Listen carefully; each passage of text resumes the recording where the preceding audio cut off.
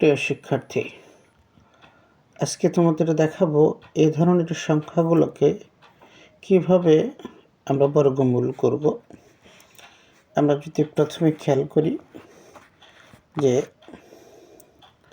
২৬ সংখ্যাটাকে কিভাবে আমরা বর্গমূল করব। ২৬-এর আগে কোন সংখ্যাটা পূর্ণবর্গ হয় আমরা জানি। 25 25 প্লাস 1 দিলে আমাদের ২৬ হচ্ছে। তো 25 কার পূর্ণবর্গ?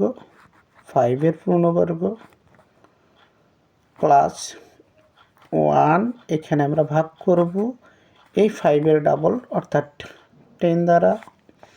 তাহলে আমাদের সংখ্যাটি আসতেছে তো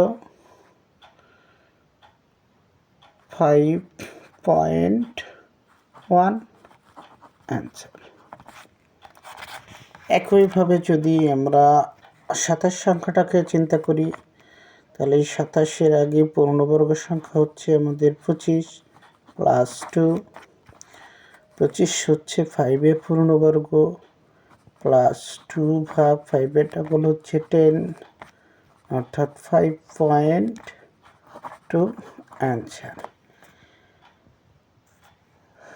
তাহলে 28 সমান কী হবে তোমরা একটু করে দেখো।